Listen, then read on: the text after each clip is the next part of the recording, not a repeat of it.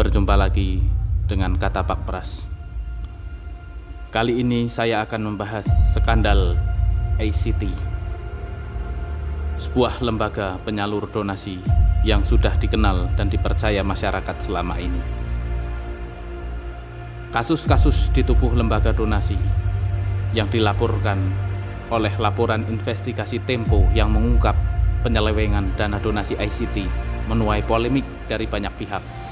Lantas, apa saja masalah-masalah yang terjadi dalam tubuh salah satu lembaga penyalur sumbangan terbesar di Indonesia ini?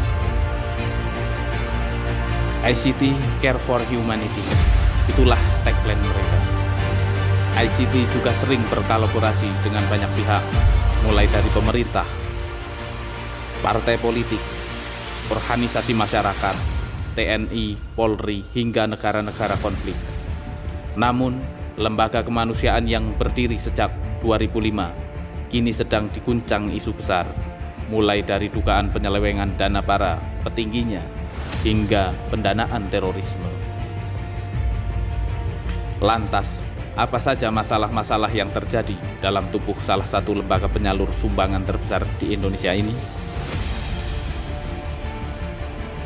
ACT sebenarnya rutin merilis laporan keuangan tahunan sejak 2005 sampai 2020 Desember atau akhir tahun periode keuangan.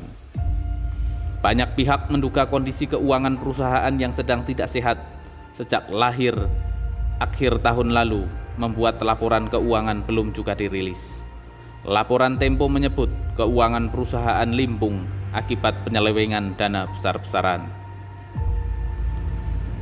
Baru-baru ini, majalah Tempo menuding mantan presiden sekaligus pendiri ACT, Ahyudin, menggunakan uang donasi untuk kepentingan pribadi.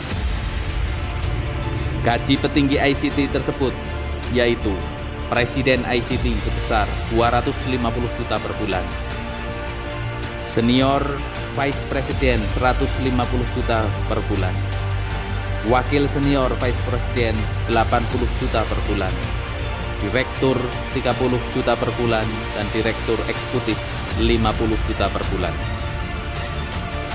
Selain gaji tinggi, para petinggi ICT ditengarai juga mendulang uang dari unit bisnis yang ada di bawah lembaga ICT.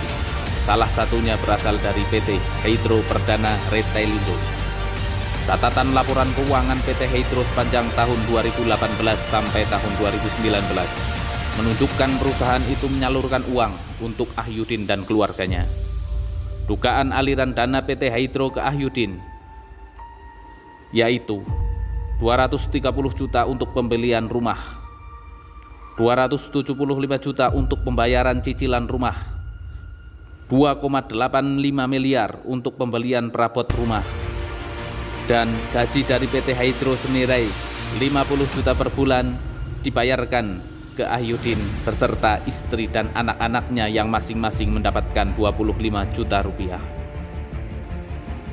Ahyudin secara pribadi membantah tudingan penggunaan dana ICT untuk pribadi. Dia mengaku memang sempat membeli rumah hingga membayar cicilan kredit dengan meminjam uang dari dana donasi di ICT. Untuk masalah gaji fantastis, Ahyudin menyebut wajar karena ICT adalah lembaga kelas dunia.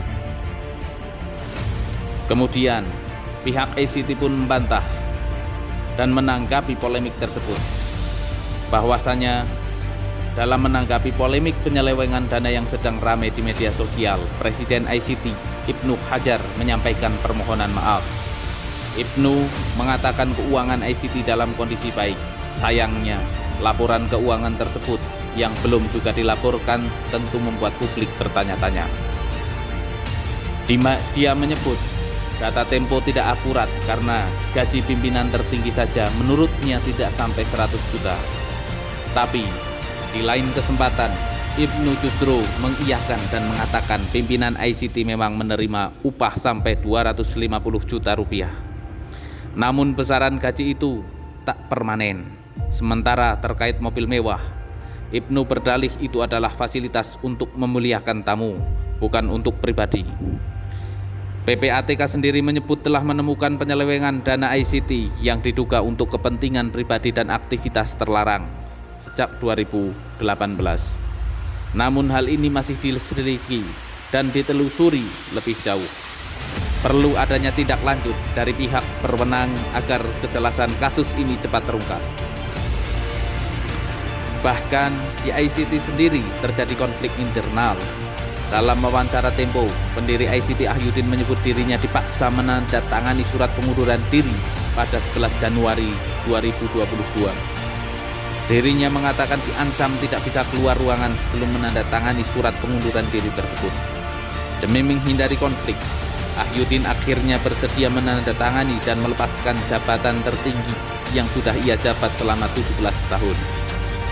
Berbeda dari narasi Ahyudin, Ibnu Hajar, Presiden ICT yang baru, justru menyebut para petinggi ICT meminta Ahyudin mundur secara baik-baik. Penandatanganan surat pengunduran diri Ahyudin pun berjalan lancar tanpa ketegangan.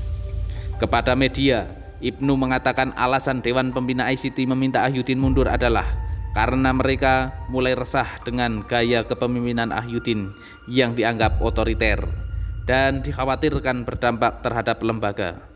Beberapa sumber lain menyebut krisis keuangan di tubuh ICT dan pemotongan gaji karyawan menjadi alasan utama. Pada 2020, ICT ditandai sebagai organisasi berbahaya oleh pemerintah. Baik pemerintah lokal maupun pemerintah luar seperti India. Karena diduga terafiliasi dengan organisasi Islam radikal, terlibat pendanaan jaringan Hafiz Said dan pengirim sekitar 500 juta ke India untuk memicu kerusuhan di Delhi. ICT membantah tuduhan dan mengatakan hanya membantu korban muslim dari kerusuhan Delhi.